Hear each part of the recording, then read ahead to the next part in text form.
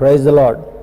మీ అందరికీ ప్రభు నామంలో శుభములు, వందనాలు తెలియజేస్తూ ఈ పునరుద్ధాన ఆరాధనకు మిమ్మల్ని అందరినీ ప్రేమతో ఆహ్వానిస్తుంటున్నాను. గతించిన కాలం అంతా కూడా దేవుడు తన ఆరోగ్యకరమైన రెక్కల చాటున మనందరినీ భద్రపరిచినందుకు, ఈ దినాన మనందరినీ ప్రేరేపించి ఆన్లైన్ ద్వారా ఆయన సన్నిధిని అనుభవించినటువంటి భాగ్యం ఇచ్చినందుకు దేవాది దేవునికి వందనాలు తెలియజేస్తూ తలలు వంచి ప్రార్థన చేసుకుందాం. సర్వకృప నిదేగు మా ప్రియపరలోకపు తండ్రి, మహోన్నతుడా, పరిశుద్ధుడా, మీ పరిశుద్ధ నామమునకు స్తుతులు స్తోత్రాలు.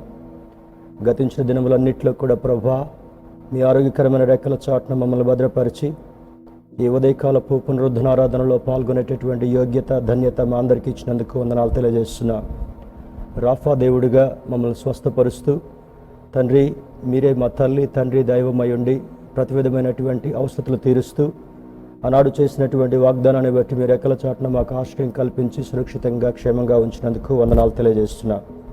ప్రభువా, ప్రస్తుత కాలంలో గత 200+ డేస్ నుంచి ఈ యొక్క కోవిడ్ కారణంగా మా ప్రియులు మీ సన్నిధికి, మీ మందిరానికి రాలేకపోతున్నప్పటికీ కూడా మీ అపారమైన ప్రేమ చేత ఈ సోషల్ మీడియా మాధ్యమం ద్వారా వారి వారి గృహాలను మీ యొక్క ఆలయాలుగా మార్చుకొని యెహోషువ కుటుంబము వలె ప్రతి కుటుంబము మిమ్మల్ని స్తుతించి ఆరాధిస్తూ మీ వాక్యాన్ని వింటూ శ్రేష్టమైన దీవెనలు స్వతంత్రించుకునేటటువంటి ధన్యతనిచ్చినందుకు వందనాలు. ప్రభువా, స్తుతుల ద్వారా, పాటల ద్వారా మీరు మహిమ పొందండి. ఆరాధనకు యోగ్యుడవు నీవే.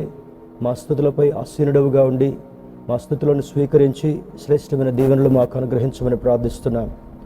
అయినా మీ యొక్క వాక్యాన్ని పరిశుద్ధాత్మని సహాయంతో మాకు వివరించండి. మీ వాక్య సారాంశం సత్యమని మీ లేఖనంలో జ్ఞాపకం చేశారు గనుక అతి శ్రేష్టమైనటువంటి సందేశాన్ని ఈరోజు విని మేము బలపరచబడగలటకు, ఆదరించబడగలటకు, ఆశీర్వదించబడగలటకు కృప చూపి సహాయం చేయండి.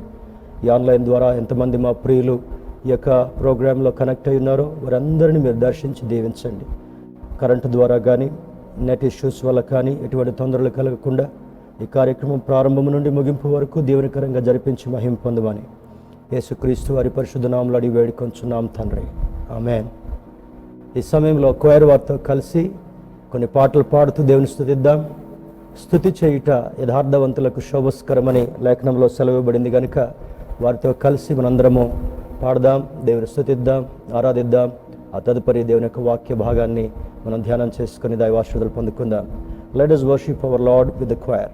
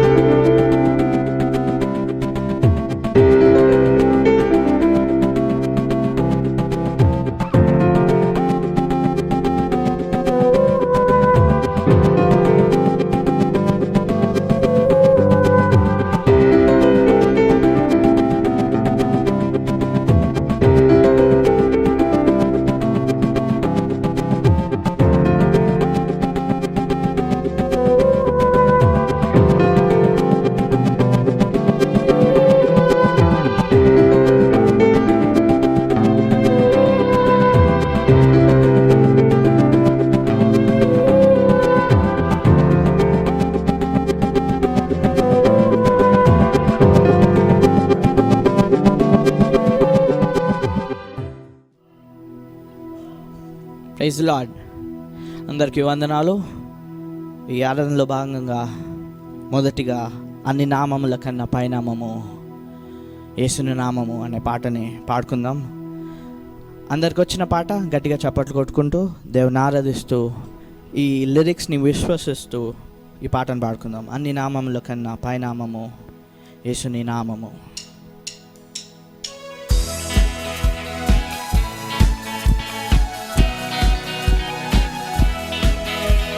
చప్పట్లు కొట్టుకుంటూ పాడదాం.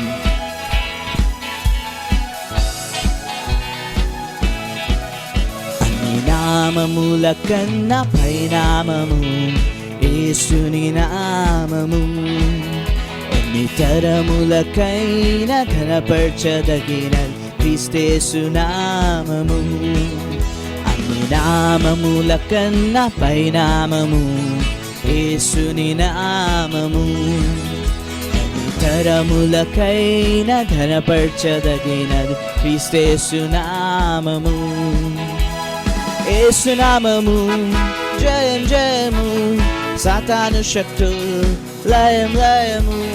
యేసు నామము జయం జయము, సాతాను శక్తులు లయం లయము. హల్లెలూయా హోసన్నా హల్లెలూయా హల్లెలూయా ఆమేన్. హల్లెలూయా హోసన్నా హల్లెలూయా హల్లెలూయా ఆమేన్. అన్ని నామముల కన్నా పైనామము యేసుని నామము.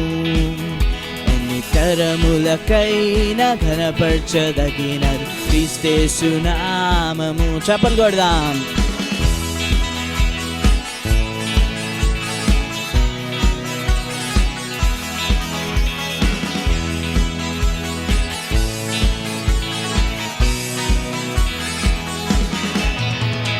పాపముల నుండి విడిపించును యేసుని నామము. పాపముల నుండి విడిపించును యేసుని నామము. నిత్య నరకాగ్నిలో నుండి రక్షించును క్రీస్తేసు నామము. నిత్య నరకాగ్నిలో నుండి రక్షించును క్రీస్తేసు నామము. అందరం కలిసి యేసు నామము జయం జయము, సాతాను శక్తులు లయం లయము. యేసు నామము జయం జయము, సాతాను శక్తులు లయం లయము. హల్లెలూయా హోసన్నా హల్లెలూయా హల్లెలూయా ఆమేన్. హల్లెలూయా హోసన్నా హల్లెలూయా హల్లెలూయా ఆమేన్. అన్ని నామముల కన్నా పైనామము యేసుని నామము. ఎన్ని తరములకైనా ఘనపరచదగినది క్రీస్తేసు నామము. చప్పట్లు కొడదాం.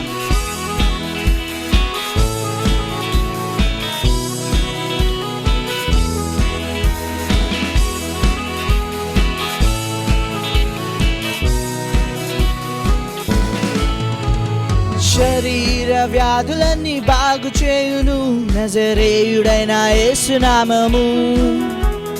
శరీర వ్యాధులన్నీ బాగు చేయును నజరేయుడైన యేసు నామము. సమస్త బాధలను తొలగించును అభిషక్తుడైన యేసు నామము.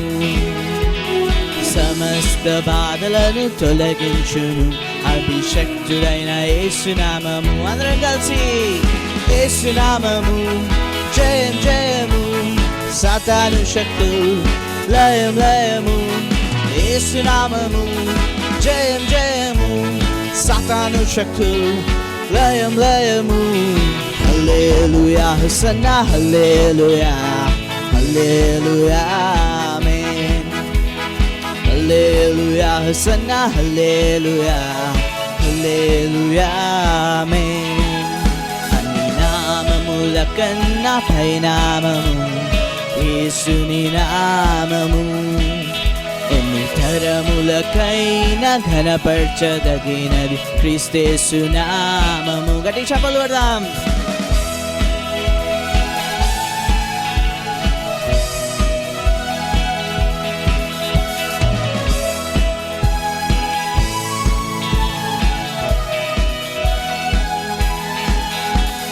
సాతానుపై అధికారమిచ్చును శక్తి కలిగిన యేసు నామము. సాతానుపై అధికారమిచ్చును శక్తి కలిగిన యేసు నామము. శత్రు సమూహము పైన జయమిచ్చును జయశీలుడైన యేసు నామము. శత్రు సమూహము పైన జయమిచ్చును జయశీలుడైన యేసు నామము. యేసు నామము జయం జయము, సాతాను శక్తులు లయం లయము. యేసు నామము జయం జయము, సాతాను శక్తులు లయం లయము. హల్లెలూయా సన్నా హల్లెలూయా హల్లెలూయా ఆమేన్. హల్లెలూయా సన్నా హల్లెలూయా హల్లెలూయా హల్లెలూయా హల్లెలూయా సన్నా హల్లెలూయా హల్లెలూయా ఆమేన్. హల్లెలూయా సన్నా హల్లెలూయా హల్లెలూయా ఆమేన్. హల్లెలూయా.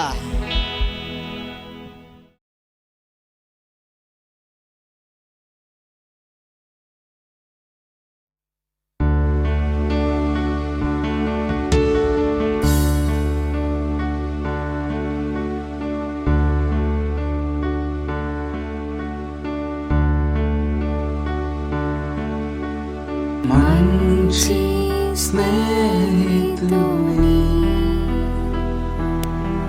కనుగొన్నాను నేను, సహోదరుని కన్నా ఎంతో ప్రియమైన వాడు.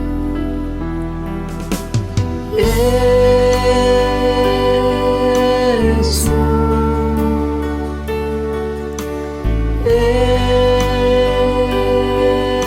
యేసు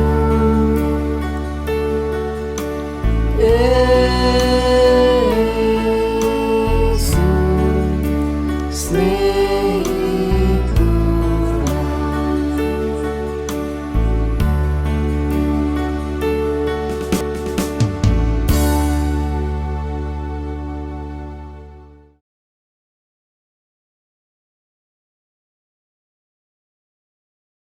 మరొకసారి మిమ్మల్ని అందరినీ ప్రేమతో ఆహ్వానిస్తూ ఆన్లైన్లో కనెక్ట్ అయినటువంటి ప్రతి ఒక్కరిని అభినందిస్తూ ఈ యొక్క పునరుద్ధరణారాధనకు ప్రేమతో ఆహ్వానిస్తుంటున్నాను. వాక్య ధ్యానంలో ముందుకు సాగుదాం.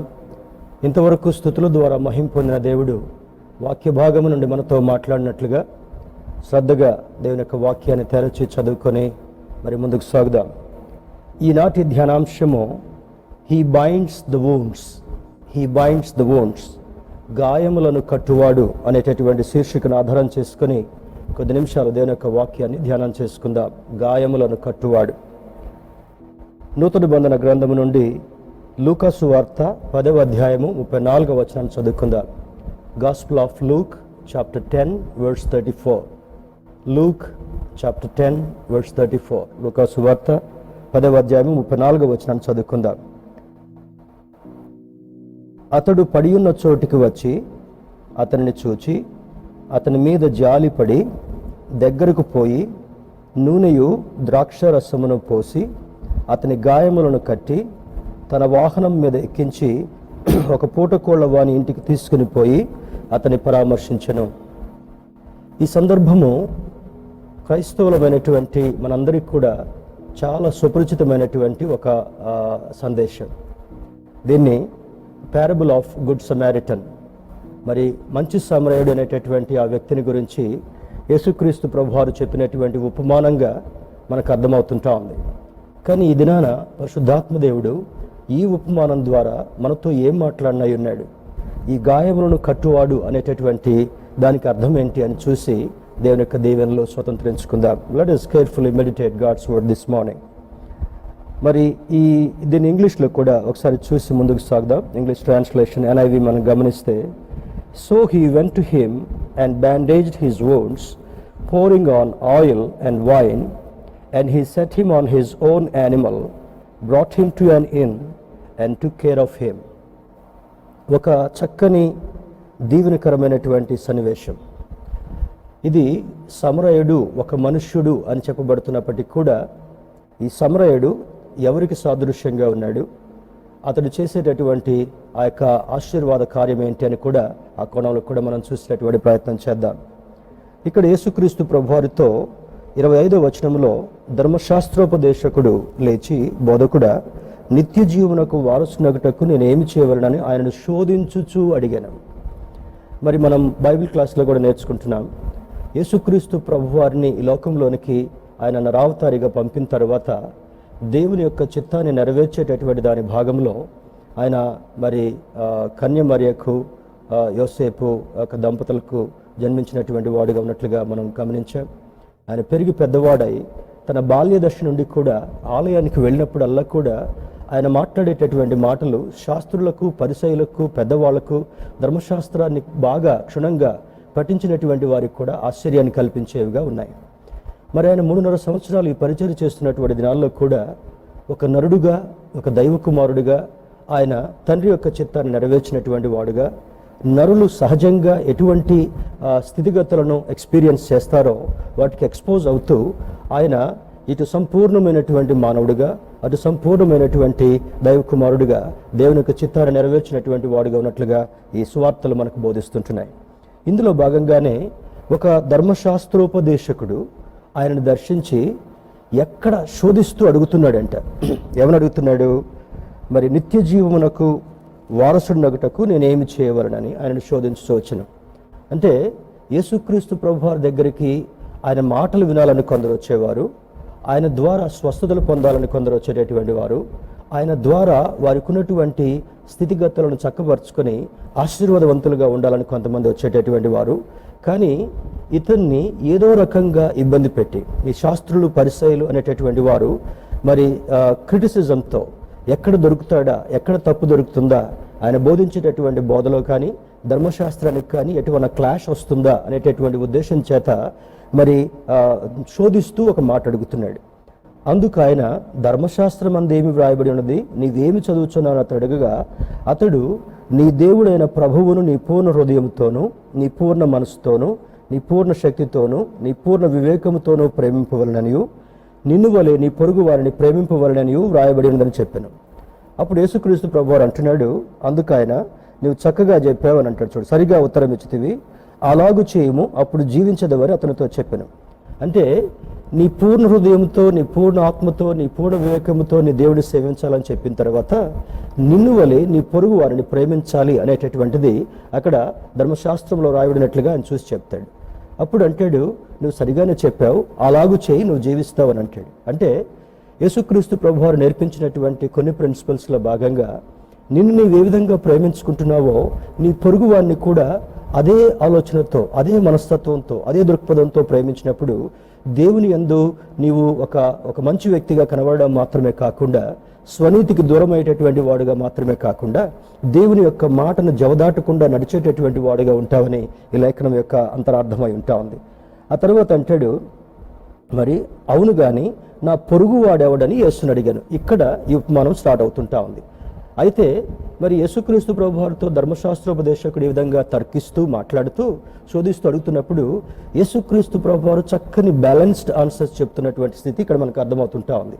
వెంటనే రెండో ప్రశ్నగా, అయితే నా పొరుగువాడు ఎవడంటావు అని ఆ ధర్మశాస్త్రోపదేశకుడు యేసుక్రీస్తు ప్రభువారు అడిగినప్పుడు అందుకంటాడు, అందుకు యేసు ఇట్లనెను. 30వ వచనం నుంచి 35వ వచనం వరకు కూడా ఆ ఉపమానం యొక్క ఆ యొక్క ప్రాసెస్ ఏ విధంగా ఉందో చెప్తుంటుంటాడు. చూద్దాం. అందుకు యేసు ఇట్లనెను, ఒక మనుషుడు యెరూషలేము నుండి యెరికో పట్టణమునకు దిగి వెళ్ళుచు దొంగల చేతిలో చిక్కెను. వారు అతని బట్టలు దోచుకొని అతని కొట్టి కొరప్రాణముతో విడిచిపోయారు. అప్పుడు ఒక యాజకుడు ఆ త్రోవను వెలుట తటస్థించెను. అతడు అతన్ని చూచి ప్రక్కగా పోయాను. అలాగునే లేవీయుడొకడు ఆ చోటికి వచ్చి చూచి పక్కగా పోయాను. అయితే ఒక సమరయుడు ప్రయాణమైపోవచ్చు. అతడు పడిన చోటుకు వచ్చి అతడిని చూచి అతని మీద జాలిపడి దగ్గరికి పోయి నూనెయు ద్రాక్షరసమును పోసి అతని గాయములను కట్టి తన వాహనం మీద ఎక్కించి ఒక పూటకోళ్ళ వారి ఇంటికి తీసుకుని పోయి అతన్ని పరామర్శించను.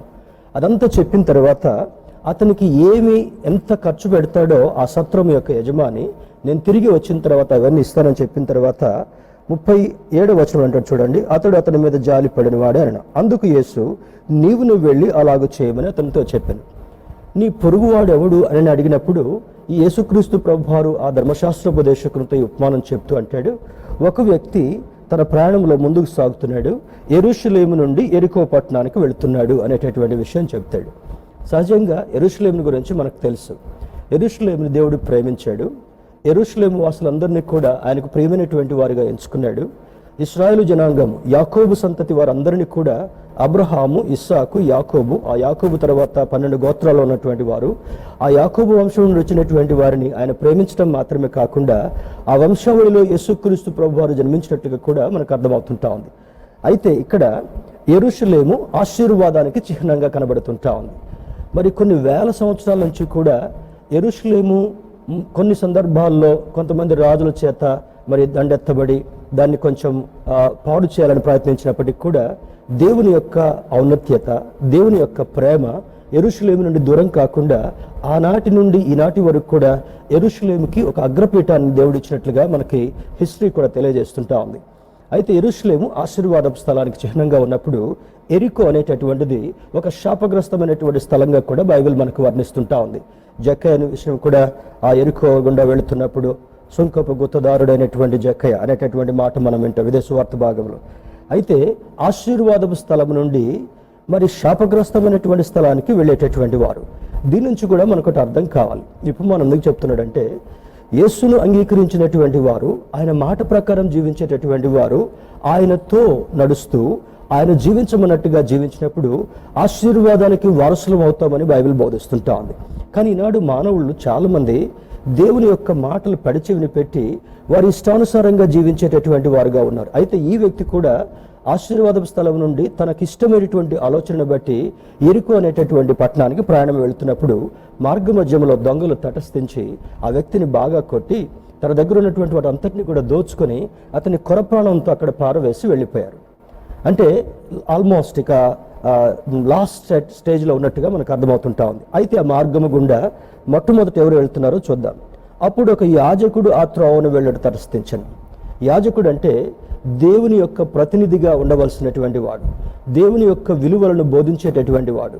దేవుడు చేయమన్నట్టుగా ఎవరు చేసినా చేయకపోయినా యాజకుడు మాత్రం తప్పనిసరిగా చేయాలనేటటువంటి యాజక ధర్మము పాత నిబంధన కాలంలో ఉంది. కానీ అతడు కొరప్రాణంతో ఉన్నటువంటి వ్యక్తిని చూస్తూ దాటి వెళ్ళాడన్నట్లుగా ఈ ఉపమానం చెప్తుంటా ఉంది. రెండవది మరి అలాగునే లేవీయుడు ఒకడు ఆ చోటుకి వచ్చి ప్రక్కగా పోయాను. లేవీయుడు కూడా మరి దేవునికి ఇష్టమైనటువంటి జనాంగంగా ఉండవలసినటువంటి వాడుగా ఉన్నప్పటికీ కూడా మొదట యాజకుడు వచ్చి పక్కగా వెళ్ళిపోయాడు చూస్తూ, రెండవది లేవీయుడు కూడా వచ్చి అది దాటిపోయాడు. అయితే ఇంకొక వ్యక్తి, అయితే ఒక సమరయుడు ప్రయాణమైపోవచ్చు అతడు పడి ఉన్న చోటుకు వచ్చి.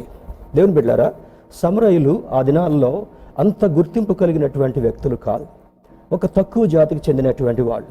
అయితే ఆ సమరయుడు ఆ దారుల నుంచి వస్తున్నప్పుడు వెంటనే తన ప్రాణాన్ని కూడా లెక్క చేయకుండా మరి అక్కడ కొద్దిసేపు ఆగి, అప్పుడే కొట్టి వెళ్ళిపోయినటువంటి దొంగలు అక్కడ ఎవరైనా ఉంటే మరలా వీడి ద్వారా ఆ యొక్క విషయాలన్నీ తెలుస్తాయని చెప్పి మళ్ళా వచ్చి దాడి చేయొచ్చు.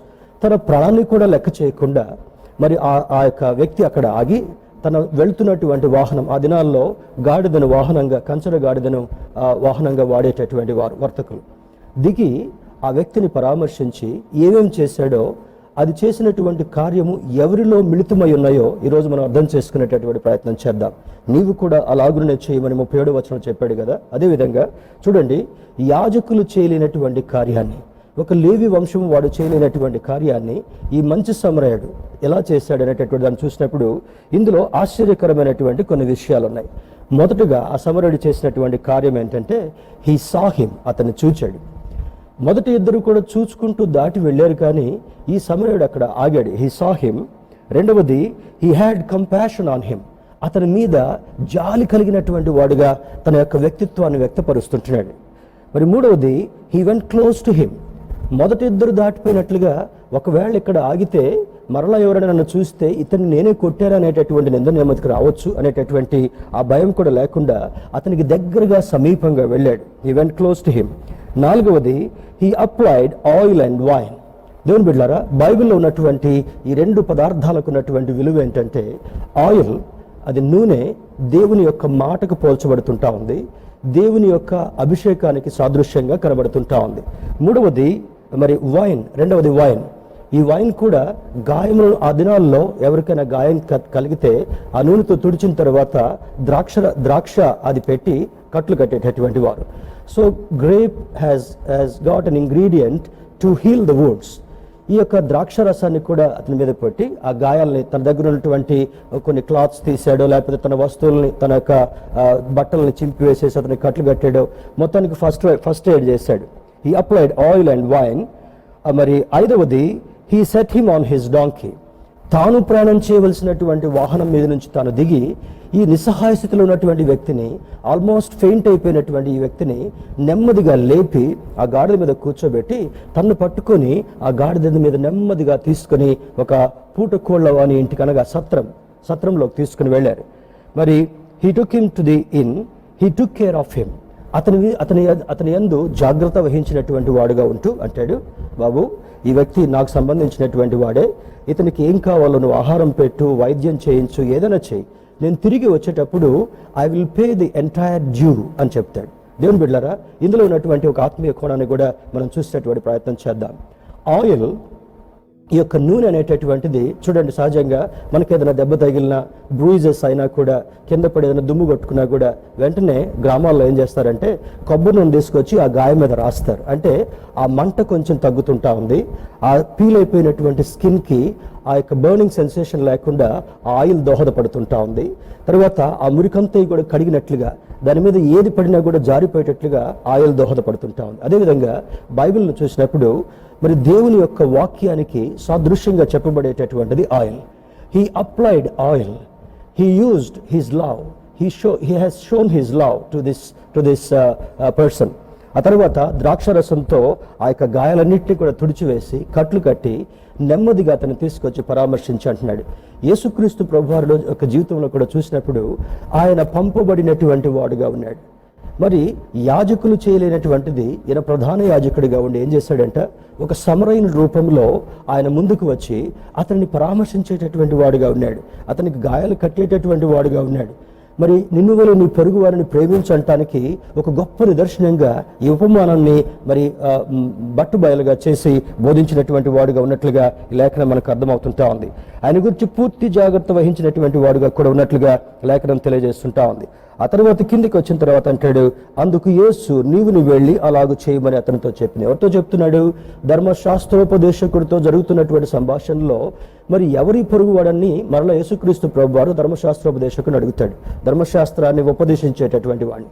అప్పుడు అంటాడు, తప్పనిసరిగా ఆ మూడో వ్యక్తి ఎవరైతే ఉన్నారో, ఎవరైతే జాగ్రత్త వహించారో, ఎవరైతే ప్రేమ చూపించారో, ఎవరైతే అతనికి ఉన్నటువంటి ఆ పరిస్థితి అంతటిని కూడా అర్థం చేసుకుని అతనికి కావలసినటువంటి వనరులను చేకూర్చి ఆ ట్రీట్మెంట్ ఇప్పించి ప్రేమ చూపించాడో, తప్పనిసరిగా అతనికి పొరుగువాడు అని చెప్తాడు. దేవుని బిడ్డలారా, ఇక్కడ నీవును అలాగే చేయము.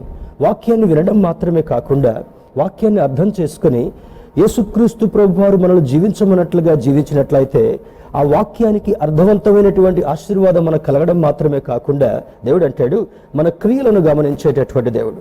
ఇంకా మరి కొత్త నిబంధన గ్రంథంలో చూసినప్పుడు క్రియలు లేని విశ్వాసం మృతం అని అంటాడు. It is considered as dead. అంటే నీ జీవితంలో, నా జీవితంలో దేవుని యొక్క వాక్యం చదివిన తర్వాత మనం క్రియారూపకంగా ఆ క్రియను కనపరచకపోతే దేవుని దృష్టిలో మనకున్నటువంటి విశ్వాసము మృతమైనటువంటి విశ్వాసము, జీవం లేనటువంటి విశ్వాసంగా అది తెలియచేయబడుతుంది. కనుక you need to exercise your faith by reading God's word and showing extraordinary love to your neighbour. మరి అపరిమితమైనటువంటి ప్రేమను నీ సహాయ స్థితిలో ఉన్నటువంటి వారికి అందించడమే క్రీస్తు వారు నేర్పించినటువంటి ప్రేమ కార్యంగా మనకు తెలియచేయబడుతుంటా ఉంది. ఇందులో కొన్ని విషయాలు త్వరగా మీ ముందుకు తీసుకుని వచ్చి దేవుని యొక్క ఆశీర్వాదాలు స్వతంత్రించుకోవాలని నేను ఆశపడుతుంటున్నాను. Turn with me to Psalm 147 verse 3. 147వ కీర్తన 3వ వచనం మనం గమనించినప్పుడు, గుండె చెదరిన వారిని ఆయన బాగు చేయవాడు, వారి గాయములు కట్టువాడు అని అంటాడు. దీనికి ఒక పాట కూడా ఉంది కదా, దేవునికి స్తోత్రము గానము చేయుట అనేటటువంటి పాటలో గుండె చెదరిన వారిని ఆయన బాగు చేయవాడు. దేవుని బిడ్డలారా, మానవులుగా జీవించేటటువంటి మనము చాలా సందర్భాల్లో లేదా కొన్ని సందర్భాల్లోనైనా ఈ గుండె చెదరినటువంటి అనుభవాలు మనకు కలగడం సహజమే. గుండె చెదరటం అంటే శరీరం ఒక్కోసారి నీరసించిపోతుంది, కానీ గుండె నీరసం, మనసు నీరసమైనప్పుడు మనిషి జీవితమే కష్టమైనటువంటి పరిస్థితికి దిగజారినటువంటి వారుగా ఉంటారు. అందుకే ఈ కీర్తనకారుడు, బహుశా ఈ కీర్తన ఎవరు రాశారో తెలియచేయలేదు, కానీ 145, 146, 147 ఈ సిరీస్ అని చూసినప్పుడు తప్పనిసరిగా భక్తుడైనటువంటి దావీదు రచించినటువంటి కీర్తనగా తెలియచేయబడుతుంటా ఉంది. దేవుని బిడ్డలుగా జీవించేటటువంటి జీవిత దినాల్లో ఈ కరోనా వైరస్ కావచ్చు, ఆర్థిక వ్యవస్థ కావచ్చు, కుటుంబ సమస్యలు కావచ్చు, అనారోగ్య పరిస్థితులు కావచ్చు, మరి ఎవరైనా వ్యక్తులకి ఎడబాటైనటువంటి సందర్భాలు కావచ్చు, గుండె చెదరినటువంటి ప్రతి ఒక్కరిని కూడా ఆయన ఏమంటున్నాడంటే, ఇంతకుముందు మంచి సమరయుడుగా ఆయన అతని మీద జాలిపడి కనికరం చూపించి అతని దగ్గరికి వెళ్ళి నూనెయు ద్రాక్ష రసాన్ని పోసి అతని గాయాలను కట్టినటువంటి అనుభవాన్ని ఏ విధంగా మంచి సమరయుడి యొక్క అనుభవం మనకు జ్ఞాపకం చేస్తుందో, దేవుని వైపు చూసినటువంటి వారిని లేదా దేవుని యొక్క సహాయాన్ని అడిగినటువంటి వారందరినీ కూడా ఈయన గుండె చెదరిన వారిని బాగు చేయవాడు, వారి గాయములను కట్టువాడు ఆయనే అనే లేఖనం మనకు బోధిస్తుంటాం. దేవుని బిడ్డలారా, అద్భుతకరుడైనటువంటి దేవుని యొక్క బిడ్డలుగా మనం జీవిస్తున్నాం కనుక such pandemics will come and go. There may be so many calamities in our future life also. భవిష్యత్ కాలంలో ఆయన రాకడ కంటే ముందుగా ఇటువంటి సంఘటనలు అనేకం జరుగుతాయని ఉంటా ఉంది. మరి ఎటువంటి నిస్సహాయ స్థితిలో కూడినటువంటి సందర్భాలు మనకు ఎదురైనప్పటికీ కూడా, ఎటువంటి హర్డిల్స్ మనకు ఎదురైనప్పటికీ కూడా ఆయన వైపు మన నేత్రాలు పెట్టి ఆయన మీద మనం విశ్వాసం ఉంచి ఆయనతో కలిసి మనం నడుస్తున్నప్పుడు దేవుడు చేసినటువంటి అద్భుత కార్యం ఏమనగా, గుండె చెదరినటువంటి ప్రతి ఒక్కరిని కూడా, అడుగు ప్రతి ఒక్కరికి కూడా ఆయన బాగు చేయటం మాత్రమే కాకుండా వారి గాయములను కట్టేటటువంటి వాడని ఈ లేఖనం మనకు బోధిస్తుంటా ఉంది. మరొక మాట కూడా చూద్దాం. Turn with me to book of Job chapter 5 verse 18. యోబు గ్రంథము 5వ అధ్యాయం 18వ వచనం ఒకసారి చూద్దాం. యోబు గ్రంథము 5వ అధ్యాయము 18వ వచనం. Book of Job chapter 5 verse 18. ఇక్కడ అంటాడు, ఆయన గాయపరిచి గాయమును కట్టును, ఆయన గాయము చేయును, ఆయన చేతులే స్వస్థపరచును. ఈ మాట చదువుతున్నప్పుడు దేవుని బిడ్డలుగా మనకు ఒక ఆశ్చర్యం కూడా కలగచ్చు. How can God create a wound? దేవుడు ఎలా గాయం చేస్తాడు? ఈ బైబిల్, అందుకనే బైబిల్ చదువుతున్నప్పుడు చాలా మందికి మానవ స్వభావంతో చదివితే ఈ వాక్యం అంతగా అర్థం కాకపోవచ్చు. కానీ ఎందుకు గాయం రేపుతాడు అనేటటువంటి విషయాన్ని చూడాలి. సైంటిఫిక్గా కూడా కొన్ని విషయాలు మీ ముందుకు తీసుకుని వస్తాను. ఒక బల్బ్ లేదా ఒక ఎలక్ట్రానిక్ గ్యాడ్జెట్ మన దగ్గరికి తీసుకొని రాకబడి కంటే ముందుగా అది చాలా పరీక్షలకు గురి చేయబడుతుంటా ఉంది. ఈ లైట్ని మన దగ్గరికి టెస్టెడ్ ఓకే అని ఆ ప్యాకింగ్లో మన దగ్గరికి రాకంటే ముందుగా చాలా గంటలు ఎక్కువ ఉష్ణోగ్రతలో దాన్ని వెలిగించేటటువంటి ప్రయత్నం చేస్తారు. దానిలో ఉన్నటువంటి ఫిలమెంట్ అది చక్కగా దానికి తట్టుకుంటుందా లేదా అనేటటువంటి విషయాన్ని గమనించడం కొరకు ఒక వస్తువు మరి ఒక మెషిన్ సిద్ధం చేసిన తర్వాత అది కూడా కొన్ని ట్రయల్స్కి గురి చేయబడుతుంటా ఉంది. మన దగ్గరకు వచ్చేటటువంటి వాహనాలు, ఇంజిన్స్ ఏవైనా కూడా వాటిని తయారు చేసిన తర్వాత దాని రెసిస్టెన్స్ ఏ విధంగా ఉంది, దాని ఉపయోగం ఏ విధంగా ఉంది, దాని వాడుక ఏ విధంగా ఉండబోతుందని అంత క్షుణ్ణంగా టెస్ట్ చేసిన తర్వాత అప్పుడు మాత్రమే అది మార్కెట్కి వస్తుంటా ఉంది. దేవుని బిడ్డలారా, అదేవిధంగా మనం చూసేటటువంటి ఏ పరికరం అయినప్పటికీ కూడా that was put to some test and it passed the test.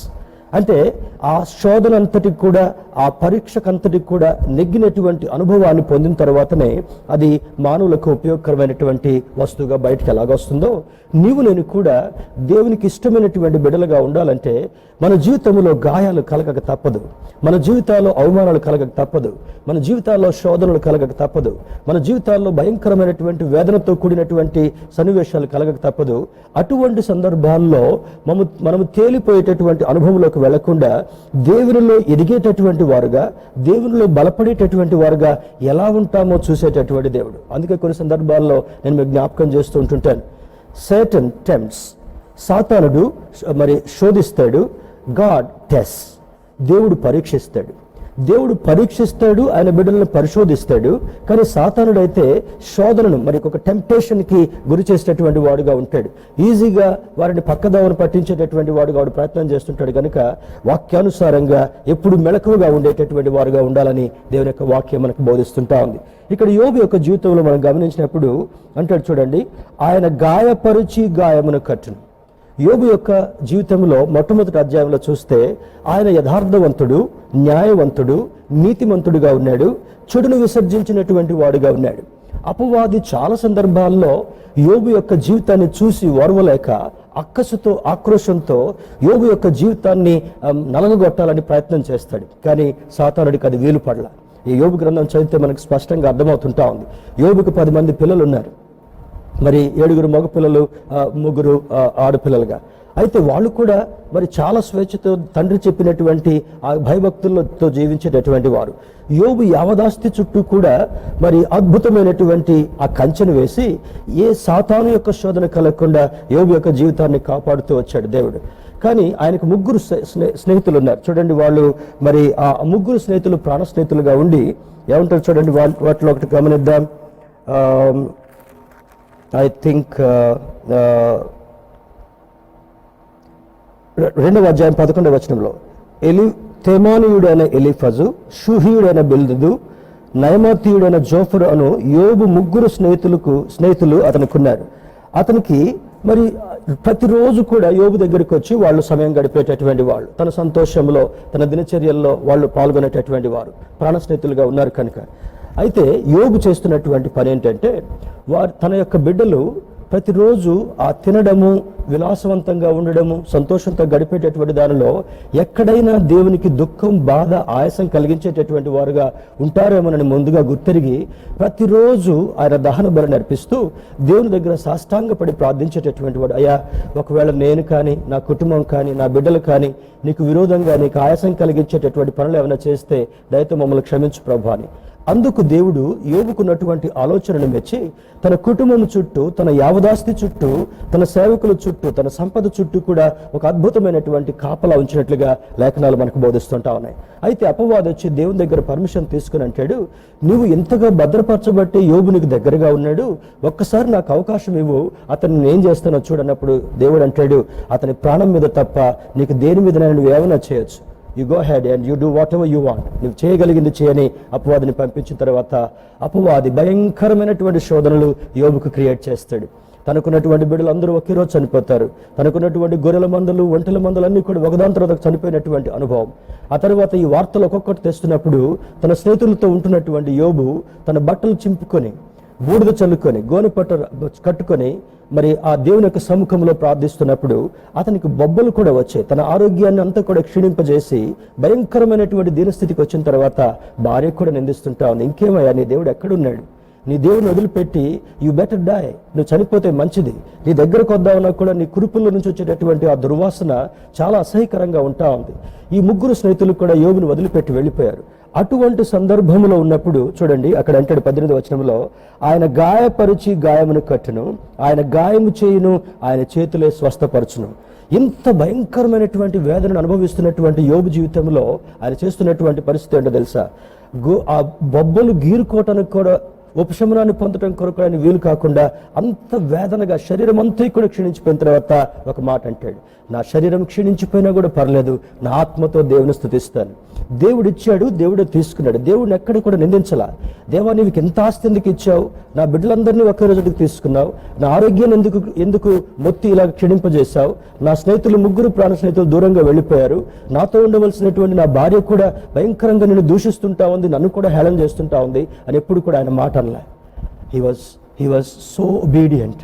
ఆయన తల వంచుకొని దీనుడుగా ప్రార్థన చేస్తున్నప్పుడు సాతానుడు వచ్చి అంటాడు, అయ్యా, ఇంత చేసినా కూడా యోబుని వదిలిపెట్టలేదు అన్నప్పుడు, that is the spirit of my servant Job. నా సేవకుడైనటువంటి యోబు యొక్క జీవితం నాకు బాగా తెలుసు, నువ్వు అతన్ని ఏం చేయలేకపోయావు, ఓడిపోయావు కనుక you get lost from here అని అపవాదిపోయిన తర్వాత మళ్ళీ అద్భుతకరమైనటువంటి రీతిలో మహోన్నతుడైనటువంటి దేవుడు యోబు యొక్క ఆరోగ్యాన్ని చేకూర్చడం మాత్రమే కాకుండా, యోబుకున్నటువంటి మరి ఆ 10 మంది సంతానాన్ని తిరిగి ఇవ్వడం మాత్రమే కాకుండా, మునుపు కలిగినటువంటి ఆశీర్వాదం కంటే రెట్టింపు ఆశీర్వాదాన్ని యోబు పొందుకున్నట్లుగా యోబు గ్రంథం మనకు సెలవిస్తుంటా ఉంది. గాయమును రేపువాడు ఆయనే, గాయమును కట్టువాడు ఆయనే.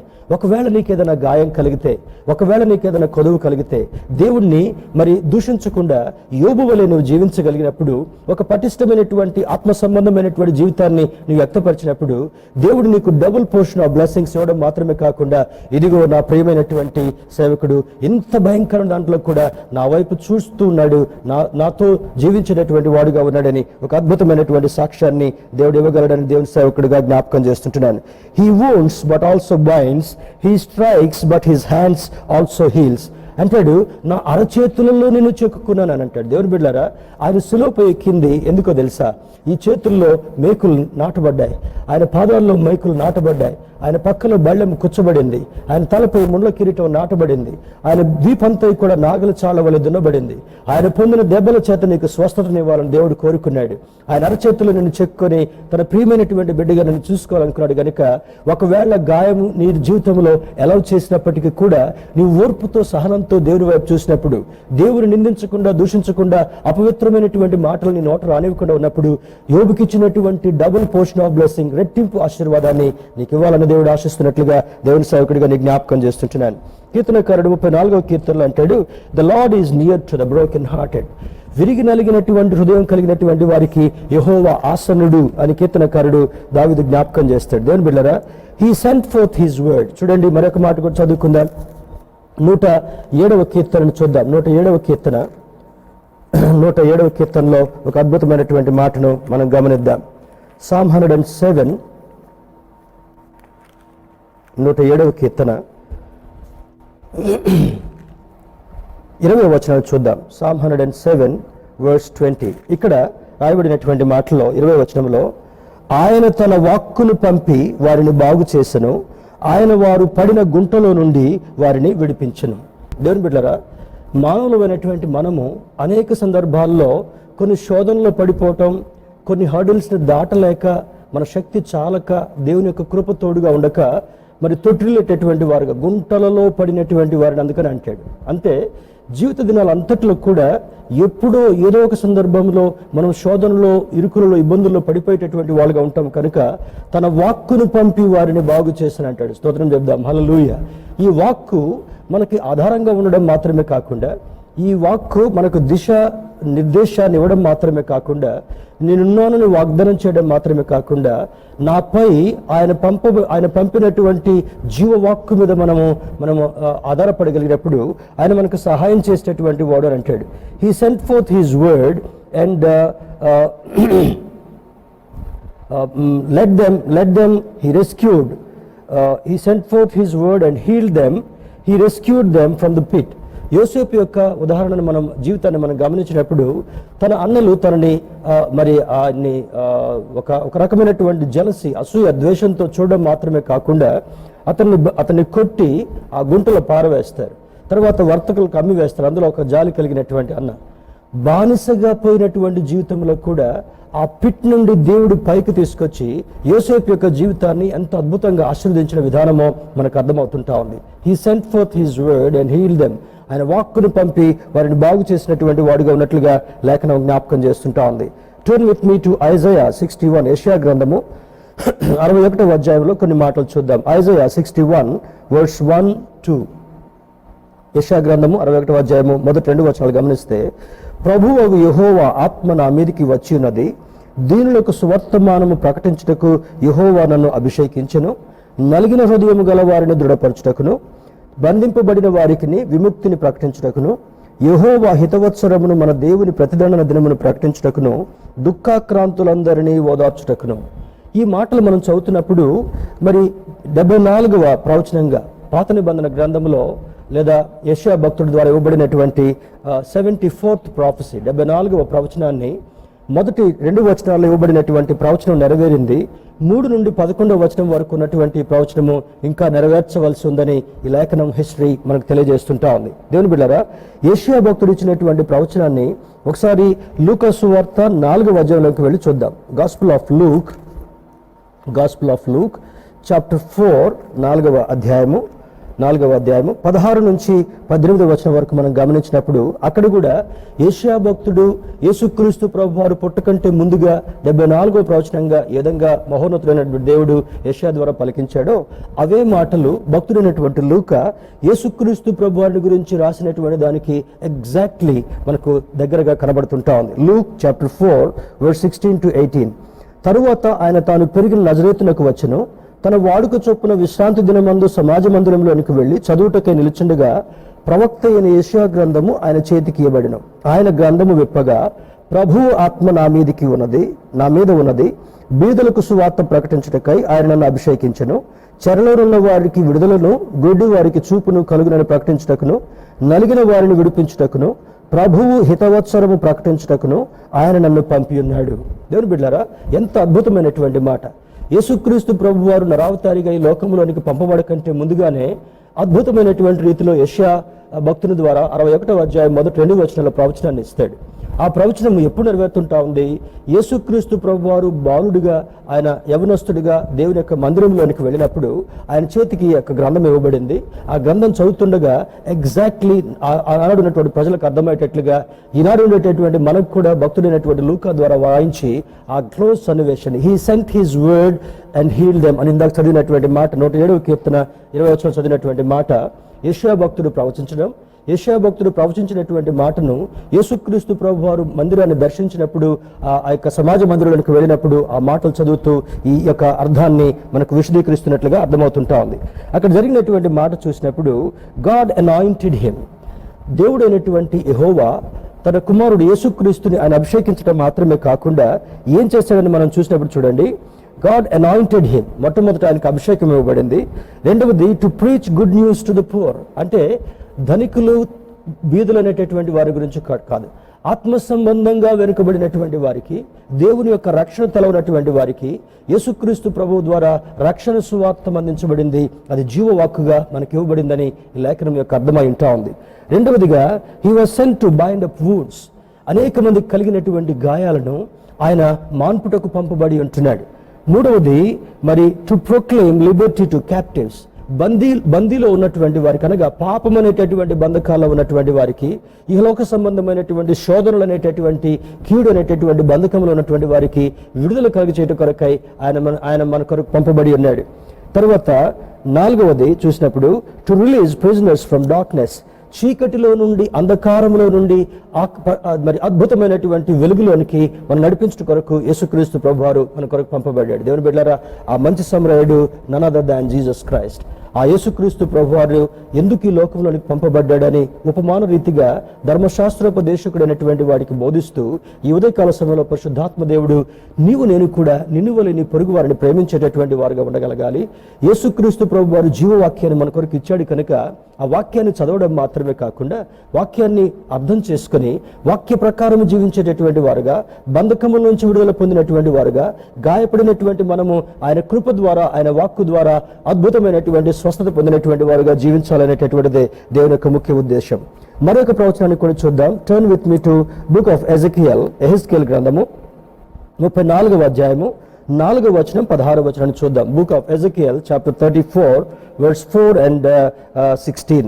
ఎహెజ్కేల్ గ్రంథము 34వ అధ్యాయం 4వ వచనం మనం పరిశీలన చేస్తే ఇక్కడ కూడా ఎహెజ్కేల్ ద్వారా ఇవ్వబడినటువంటి ప్రవచనాన్ని చూసినప్పుడు ఆయన అంటాడు చూడండి, మీరు కొవ్విన గొర్రెలను వధించి క్రొవ్వును తిని బొచ్చును కప్పుకొందరు గాని గొర్రెలను మేపరు. అంటే ఈనాడున్నటువంటి బోధకులు గొర్రెలు మేపేటటువంటి వారుగా కనబడడం లేదని ఆనాడున్నటువంటి పరిస్థితి ఈనాడు కూడా దుస్థితిగా కనబడుతుంటా ఉంది.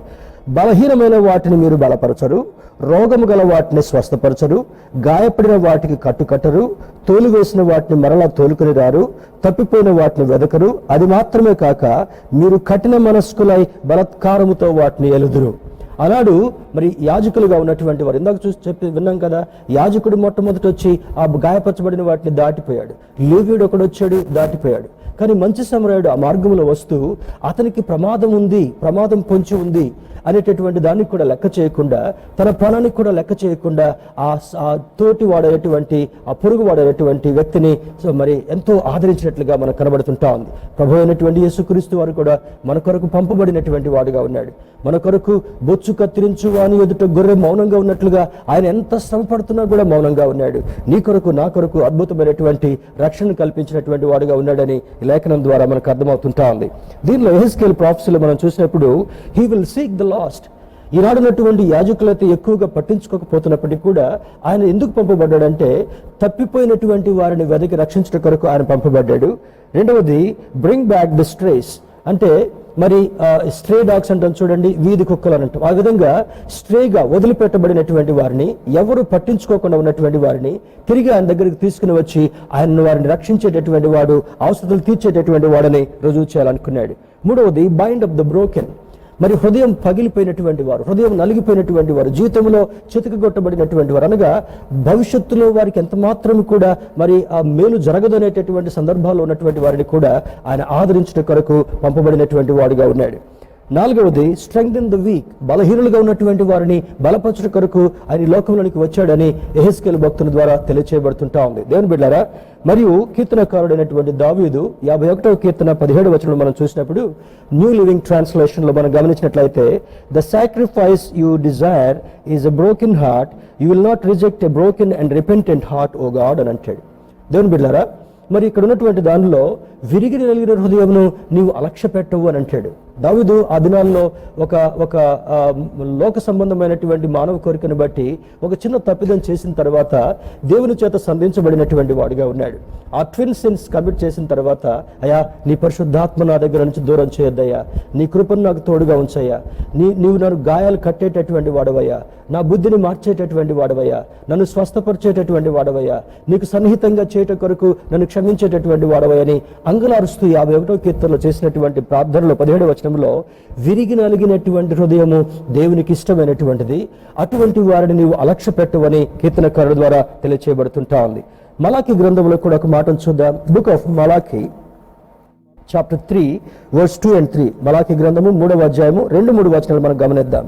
అయితే ఆయన వచ్చు దినము ఎవరు సహింపగలరు, ఆయన అగుపడగా ఎవరు ఓర్వగలరు, ఆయన కంసాలి అగ్ని వంటి వాడు. దేవుని బిడ్డలారా, ఇక్కడ ఒక సంబోధన మలాకి భక్తుల ద్వారా ఇవ్వబడుతుంటా ఉంది. 2 సంబోధనలు చేస్తాడు. ఆయన కంసాలి అగ్ని వంటి వాడు, చాకలి వాని సబ్బు వంటి వాడు, వెండిని శోధించి నిర్మూలము చేయువాడనట్లు కూర్చునియుండును. దేవుని బిడ్డలారా, ఎంత భయంకరమైనటువంటి విషయాన్ని ఆయన బయటకు తీసుకొస్తుంటున్నాడు. ఎలా ఉన్నాడంట? కంసాలి అగ్ని వంటి వాడు. కంసాలి ఏం చేస్తాడు? ఈ గోల్డ్ స్మిత్ లేదా ఈ బంగారం పని చేసేటటువంటి వారు, వెండి పని చేసేటటువంటి వారు ఆ ముడి బంగారాన్ని, ఆ వెండిని దేనిలో వేస్తారు? ఆ మోసలో వేసి కింది నుంచి నిప్పంటించి కాలుస్తూ ఉంటారు. ఎంతవరకు కాలుస్తారంటే అది కరిగిపోయి అది స్వచ్ఛమైనటువంటిది అడుగు చేరుకొని ఆ మలిన పదార్థాలన్నీ కూడా బయటకు వచ్చేంత వరకు కూడా దాన్ని కాలుస్తూనే ఉంటుంటాడు. వెండి అప్పుడు కంసాలుతుంది, ఏమయ్యా కంసాలి, నన్ను ఎందుకు ఈ విధంగా కాలుస్తున్నావని ఆ వెండి ప్రశ్నించదు. బంగారం కూడా, ఏమయ్యా కంసాలి, నన్ను ఎందుకు ఈ విధంగా కరగబెడుతున్నావు అని ఇప్పుడు కూడా ప్రశ్నించదు. ఆ విధంగా ఎందుకు జరుగుతుందంటే ఆ యొక్క శోధనకు గురి అయినప్పుడు, ఆ పరీక్షకు గురి అయినప్పుడు, అది కరిగిపోయినప్పుడు ఏం జరుగుతుంటా ఉంది? శుద్ధ సువర్ణము అడుక్కు చేరుకుంటా ఉంది, శుద్ధమైనటువంటి వెండి అడుక్కు చేరుకుంటా ఉంది. ఆ తర్వాత మలినమంతా కూడా పైకి వచ్చిన తర్వాత ఆ మలినాన్ని దూరపరిచేటటువంటి వాడు, ఆయన గాయములను రేపువాడు, ఆయన గాయమును కట్టువాడు, ఆయన చేయి పట్టుకుని నడిపించేటటువంటి వాడు, ప్రతి అవసరత తీర్చి నిన్ను శుద్ధ సువర్ణంగా చూడాలని కోరుకునేటటువంటి దేవుడని మలక భక్తుడు జ్ఞాపకం చేస్తూ, చాకలి వాని సబ్బు వంటి వాడు. ఈ 2 ఎగ్జాంపుల్స్ కూడా ఏం సూచిస్తుంటా ఉన్నాయి? ఈ యొక్క డోబీ దగ్గరికి మనం బట్టలు వేసిన తర్వాత ఏం చేస్తారు వాళ్ళు? ఆ యొక్క సబ్బుతో దాన్ని రాసి శుభ్రపరిచి బ్రష్తో క్లీన్ చేసిన తర్వాత స్వచ్ఛమైనటువంటి, మురికి లేనటువంటి, మరి మడత లేనటువంటి, డాగు లేనటువంటి దానిగా చేసి చక్కగా ఐరన్ చేసి మన దగ్గరికి తీసుకొస్తాడు. When you go through this process, ఈ పరీక్షల గుండా నువ్వు వెళ్ళినప్పుడు, ఈ శోధన గుండా నువ్వు వెళుతున్నప్పుడు, దేవుని వైపు చూస్తున్నప్పుడు, యోబును ఆశీర్వదించినటువంటి దేవుడు, యోసేపును ఆశీర్వదించినటువంటి దేవుడు, దావీదును శుభ్రపరిచినటువంటి దేవుడు, ఈ ఉదయకాల సమయంలో దేవుని యొక్క వాక్యాన్ని వినేటటువంటి నన్ను కూడా ఆ శోధనల గుండా తీసుకుని వెళుతూ నిన్ను పరిశుభ్రపరచడం మాత్రమే కాకుండా శుద్ధ సువర్ణంగా మార్చేటటువంటి వాడు, మనం ఆరాధించేటటువంటి దేవుడని లేఖనం జ్ఞాపకం చేయబడుతుంటా ఉంది. పేతురు రాసిన మొదటి పత్రిక 7వ అధ్యాయంలో పేతురు భక్తుడు రాస్తూ అంటాడు, సువర్ణము అగ్ని పరీక్ష వలన శుద్ధపరచబడుచున్నది కదా. ఇందాక మలాకి చెప్పింది కూడా అదే. కంసాలి చేతులోనికి ఎప్పుడైతే ఆ ముడి వెండి, ఆ ముడి బంగారం వెళుతుందో, దాన్ని వేడి చేసిన తర్వాత మలినాన్ని వేరుపరిచి శుద్ధ సువర్ణాన్ని, శుద్ధమైనటువంటి వెండిని ఏ విధంగా వేరు చేస్తున్నాడో, నీవు దేవుని దగ్గరికి వెళ్ళినప్పుడు, ఈ శోధనల గుండా, పరీక్ష గుండా వెళ్ళినప్పుడు, యోబుకు మునుపు కలిగింది కొంచెమైనప్పటికీ తుదకు రెట్టింపు ఆశీర్వాదం ఏ విధంగా ఇచ్చాడో, when you travel through this trials, ఈ ట్రయల్స్ కూడా నువ్వు వెళ్ళినప్పుడు నిన్ను అద్భుతమైనటువంటి ఆశీర్వాదానికి మరి నిన్ను తీసుకుని వెళ్ళటం మాత్రమే కాకుండా ఆయన చేతుల్లో నిన్ను భద్రపరిచేటటువంటి వాడని లేఖనం జ్ఞాపకం చేస్తుంటా ఉంది. ప్రియమైన దేవుని బిడ్డలారా, after listening to this parable, ఈ ఉపమానాన్ని పరిశుద్ధాత్మ సహాయంతో మనం విన్న తర్వాత, when you go through this trials, don't get discouraged. మనం ఎప్పుడు కూడా నిరాశపడేటటువంటి వారుగా, దుఃఖపడేటటువంటి వాళ్ళుగా ఉండకుండా దేవుని వైపు చూడగలగాలి. He will purify and makes us perfect. ఆయన మనం శుద్ధి చేయటం మాత్రమే కాకుండా శుద్ధ సువర్ణముగా, శుద్ధమైనటువంటి వెండి వలె మనం చేసి ఆహ్లాదకరమైనటువంటి జీవితాన్ని ఇస్తారని వాగ్దానం చేస్తున్నాడు. కనుక let us understand God's will and God's procedure. దేవుని యొక్క చిత్తాన్ని మనం గమనిద్దాం. దేవుని యొక్క పరీక్షకు లోనైనప్పటికీ కూడా చెదిరిపోయేటటువంటి వారు కాకుండా ఉందాం. ఆనాడు మంచి సమరయుడిగా ఆ యొక్క యేసుక్రీస్తు ప్రభువారు తన ఉద్దేశాన్ని ఏ విధంగా నెరవేర్చి అతని గాయములను కట్టి బాగు చేసి అతనికి పరిచర్య చేసినటువంటి వాడుగా ఉన్నాడో అదేవిధంగా మనం కూడా దేవుని యొక్క మాటలు విందాం, దేవుని యొక్క వాక్య ప్రకారం జీవిద్దాం. అతని వలే చేయి, డూ యాజ్ హీ డిడ్. అతడు చేసినట్లుగా నీవు కూడా చేసినట్లయితే ఆశీర్వదించబడతావని ఆ ధర్మశాస్త్రోపదేశకుడికి యేసుక్రీస్తు ప్రభువారు చెప్పినటువంటి మాటలు పరిశుద్ధాత్మ దేవుడి ఉదయకాల సమయంలో మనకు బోధించారు కనుక దేవుని బిడ్డలారా, ఈ వాక్య ప్రకారం మనం జీవిద్దాం, ఈ వాక్యాన్ని పోలి నడుచుకుందాం, క్రీస్తుని పోలి నడిచేటటువంటి అనుభవంలోకి వెళదాం.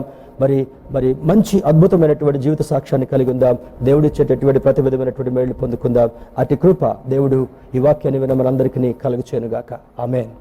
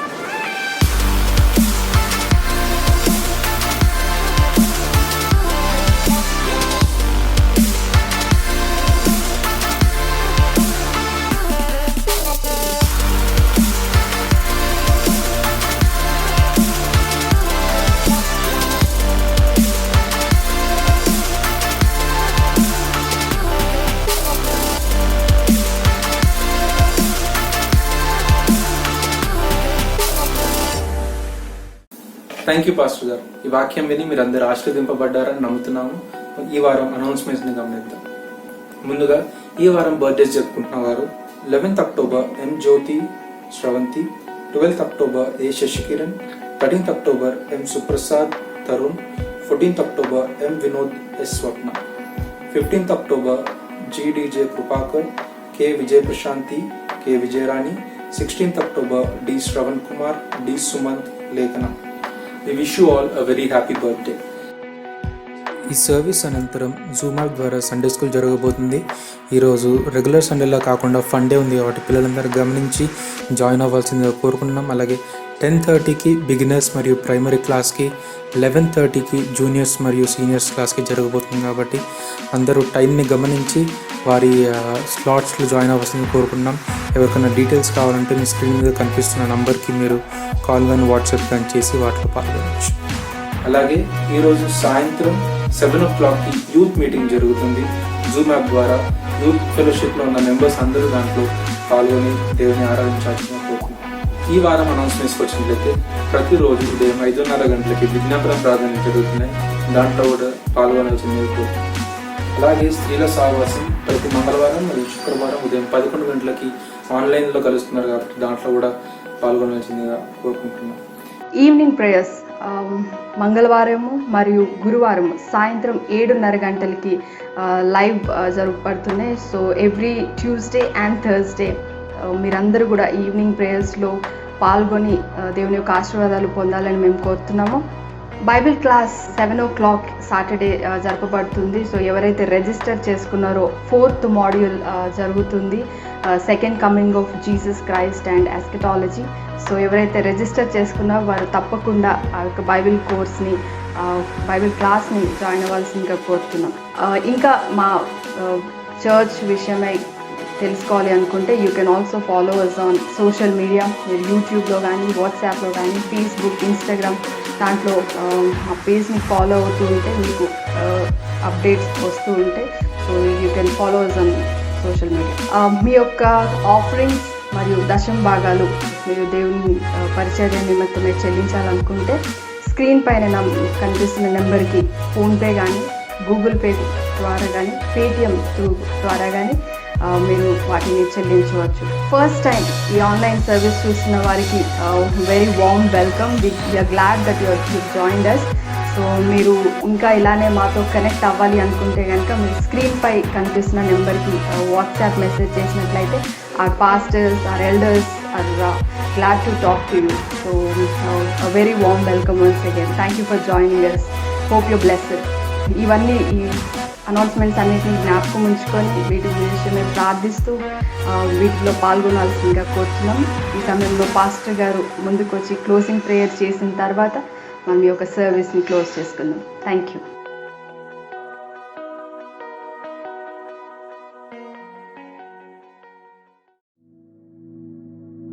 బర్త్డేస్, వెడ్డింగ్ యానివర్సరీస్ జరుపుకునేటటువంటి వారికి శుభాలు మరి గ్రీటింగ్స్ తెలియజేస్తుంటున్నాను. May the Lord bless you and grant you good health and good future. ఇంతకుముందు మనం జరిపినటువంటి ఆ యూత్ రిట్రీట్ తర్వాత ఫాలో అప్ వర్క్షాప్స్ కొన్ని నిర్వర్తించాలని మేము నిశ్చయించాం మన సంఘంలో. మరి నిన్నటి దినాన ఫ్రైడే ఫైనాన్షియల్ మేనేజ్మెంట్ మీద ఒక చక్కని వర్క్షాప్ జరిగింది. అది ఆశీర్వాదకరంగా జరిగిందని చెప్పడానికి సంతోషిస్తుంటున్నాను. దేవుని చిత్తం అయితే కమింగ్ ఫ్రైడే రెండవ వర్క్షాప్ క్రిస్టియన్ సోషల్ రెస్పాన్సిబిలిటీ, మరి ఆ శీర్షిక మీద మరొక వర్క్షాప్ అందించబోతున్నాం 16వ తారీఖు సాయంకాలం 5:30 గంటల నుండి. కనుక మరి అందులో రిజిస్టర్ చేయించుకోలేకున్నటువంటి వారు ఉంటే తప్పనిసరిగా రిజిస్టర్ చేయించుకోండి. It is free but you need to register. కనుక రిజిస్టర్ చేయించుకోనండి. మరి మీ ప్రియులైనటువంటి వారిని, ఈ సేవా పరిచయమైనటువంటి వారిని, సేవ చేయాలనే దృక్పథం కలిగినటువంటి వారిని ప్రోత్సాహపరిచి ఈ వర్క్షాప్స్ అన్నింటిలో కూడా పాల్గొని దేవుని యొక్క దీవెనలు పొందవలసిందిగా మీకు మనవి చేస్తుంటున్నాను. డైరెక్ట్గా ఎక్కడికైనా వెళ్ళాలంటే చాలా సందేహాలు ఉంటాయి. ఇప్పుడు కరోనా ఉంది కదా, ఎలా చేస్తారో, ట్రావెల్ చేయాలి కదా, రిజిస్ట్రేషన్ ఫీజు కట్టాలి కదా, ఎటువంటి ఆలోచనలు ఉంటాయి. కానీ ఇవన్నీ కూడా ఉచితంగా మీకు అందించబడుతున్నాయి కనుక, ఎంత వ్యయ ప్రయాసంతో మీ దగ్గరికి అందించబడుతున్నాయి కనుక వీటిని అశ్రద్ధ చేయకుండా దాని ఒక వాల్యూగా, దానికి ఒక చక్కని మరి మంచి కార్యముగా మీరు పరిగణించి ఈ వర్క్షాప్స్లో పాల్గొవలసిందిగా ప్రభు పేరిట మీకు మనవి చేస్తుంటున్నాను. మరి మొన్నటి దినాన్ని జ్ఞాపకం చేసినట్లుగా దేవుని చిత్తం అయితే అక్టోబర్ 15 తర్వాత మరికొంత రిలాక్సేషన్ సెంట్రల్ గవర్నమెంట్ వారు ఇవ్వబోతున్నారు. దాన్ని కూడా పరిగణలోకి తీసుకుని స్టేట్ గవర్నమెంట్ వారు కూడా సడలింపబోతున్నారు. కనుక 15వ తారీఖు తర్వాత ఇంతకుముందు 100 మంది ఉండొచ్చు అనేటటువంటి ఆ రెస్ట్రిక్షన్ 200 మందికి తీసుకుని వెళ్ళబోతున్నారు.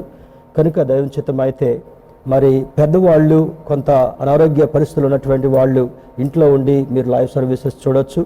మిగిలిన వారందరూ కూడా చిన్నపిల్లలు 10 సంవత్సరాల లోపు ఉన్నటువంటి వారిని ఇంటి దగ్గర ఉంచండి. ఎందుకంటే ఈ పోస్ట్ కోవిడ్ ఎఫెక్ట్స్ ఇంకా కొన్ని నెలల వరకు ఉంటాయని మరి వైద్యులు, నిపుణులు తెలియజేస్తున్నారు. కనుక శ్రద్ధతో ఆ సూచనలు పాటిద్దాం.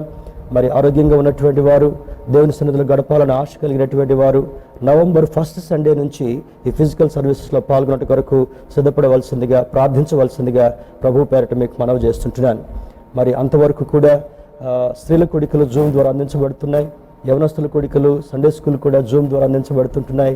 ఈ ఆరాధనలు లైవ్లో మీ దగ్గరకు తీసుకొని రాబడుతున్నాయి. కనుక తప్పనిసరిగా ఈ కార్యక్రమాల్లో పాల్గొనండి. మరి ట్యూస్డే, థర్స్డేస్ ఈవినింగ్ ప్రేయర్స్లో కూడా పాల్గొని దేవుని యొక్క దీవెనలు స్వతంత్రించుకోవాల్సిందిగా ప్రభు పేరిట మీకు మనవి చేస్తుంటున్నాను.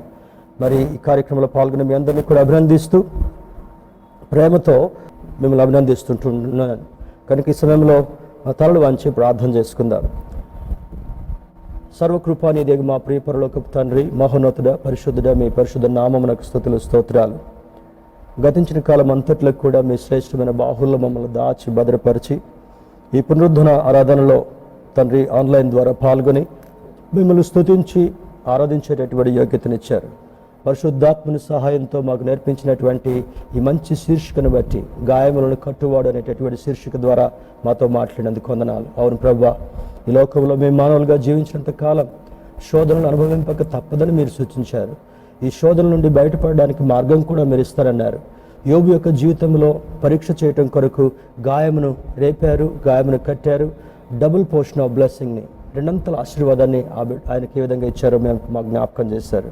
తండ్రి, క్రైస్తవులుగా మేము అధైర్యపడక, మేము నమ్మినటువంటి బిడ్డలుగా విశ్వాసములో బలపడి వాక్యము ద్వారా సూచించబడుతూ, హెచ్చరించబడుతూ తండ్రి మాకు కావలసినటువంటి ఆశీర్వాదాన్ని ఎటువంటి పరిస్థితుల్లోనే మీ వైపు చూసినప్పుడు నీవు గాయమును కట్టువాడవు, గాయమును మాన్పు వాడవు, మమ్మల్ని నడిపించువాడవు, ఆశీర్వాదాలు అనుగ్రహించువాడవని ఈరోజు స్పష్టంగా మాట్లాడావు. కనుక మేము అధైర్యపడక తండ్రి, మా రక్షకుడును, విమోచకుడును, మా సహాయకుడైనటువంటి మీ వైపు చూస్తూ మా జీవిత పందెంలో ఒక్కొక్క అడుగు ముందుకు వేస్తూ మిమ్మల్ని మహింపరిచే యోగ్యత దయచేయండి. తండ్రి, కృప వెంబడి కృపను అనుగ్రహించండి. పాల్గొన్న బిడ్డలందరినీ కూడా మీరు దర్శించి దీవించండి. ఈ వారంలో బర్త్డేస్, యానివర్సరీస్ జ్ఞాపకం చేసుకునేటటువంటి బిడ్డలను దర్శించి మరి కావాల్సినటువంటి సంతోషాన్ని, సమాధానాన్ని దయచేయమని ప్రార్థిస్తున్నాను. దేవా, మీకు వందనాలు. గత దినాల్లో ప్రభువా మా సంఘ బిడ్డ అయినటువంటి వెంకటయ్య గారిని ప్రభా మీరు పిలుచుకున్నారు. ఆ కుటుంబం అంతటినీ కూడా ఆదరణ దయచేయండి. వారికి కావాల్సినటువంటి ధైర్యాన్ని, నడిపింపును మీ సహాయాన్ని అనుగ్రహించమని ప్రార్థిస్తున్నాం. వారి కార్యక్రమాల్లో తోడుగా ఉండండి. మీ చిత్తమైతే ఈ పాండమిక్ అంతా కూడా ప్రభా నిర్వీర్యపరిచి నవంబర్ మొట్టమొదటి ఆదివారం నుండి ఈ యొక్క ఫిజికల్ సర్వీసెస్లో పాల్గొనాలని ఆశపడుతుంటుండగా వేదస్థ బిడ్డలందరినీ కూడా మీరు సంసిద్ధం చేయండి. ఆరోగ్యవంతులుగా ఉంచండి. ధైర్యాన్ని దయచేయండి. ప్రభా కావలసినటువంటి జాగ్రత్తలు వహించేటటువంటి వారుగా మమ్మల్ని సిద్ధపరచండి, సహాయం చేయండి. తండ్రి తలపెట్టినటువంటి ఒక వర్క్షాప్ను దీవెనకరంగా జరిగించారు, ఫైనాన్షియల్ మేనేజ్మెంట్ అనేటటువంటి దానిని. రాబోయే దినాల్లో కూడా ప్రభా ఆ 3 ఫాలోయింగ్ వర్క్షాప్స్లో కూడా తండ్రి అనేకులు పాల్గొనగలటకు, మేలు పొందగలగలటకు, దీవించబడగలటకు సహాయం చేయండి. ఈ ఉదయకాల సమయంలో మీ సన్నిధిని మాకు తోడుగా ఉంచినందుకు వందనాలు తెలియజేస్తూ, మీ వాక్యం ద్వారా మమ్మల్ని ధైర్యపరిచి బలపరిచినందుకు వందనాలు తెలియజేస్తూ, యేసుక్రీస్తు వారి పరిశుద్ధ నామములో అడిగి వేడుకొంచున్నాం తండ్రి, ఆమేన్. పరలోకమందున్న మా తండ్రి, మీ నామం పరిశుద్ధపరచబడును గాక, మీ రాజ్యం వచ్చును గాక, మీ చిత్తం పరలోకమున నెరవేర్చినట్లు భూమి మీద నెరవేరును గాక. మా అనుదిన ఆహారం మాకు దయచేయము. మేడల ప్రార్థనలు చేయడానికి క్షమించిన ప్రకారం మా ప్రార్థనలు క్షమించము. మమ్మల్ని శోధనలోనికి తేక దుష్టు నుండి తప్పించము. ఎలాగ రాజ్యము, బలము, శక్తి నిరంతరము నీవైనావు తండ్రి, ఆమేన్. మన పరమ తండ్రి దేవుని ప్రేమ, రక్షకుడైన యేసుక్రీస్తు వారి కృప, పరిశుద్ధాత్మని యొక్క అన్యోన్య సహవాసము, సన్నిధి ఈ వాక్యంలో ఈ ఆరాధనలో పాల్గొన్నటువంటి మనకును, విశ్వంలోని సకల పరిశుద్ధులకును నిత్యము తోడై ఉండి నడిపించునుగాక, amen. Thank you. God bless us all. దేవుడు మనందరినీ దీవించును కాక. Take care and take certain precautions during this pandemic time. త్వరలో మరలా ఫిజికల్ సర్వీస్లో పాల్గొనే కొరకు దేవుడు మనకు అవకాశం ఇవ్వాలని ప్రార్థన చేద్దాం, పాల్గొందాం.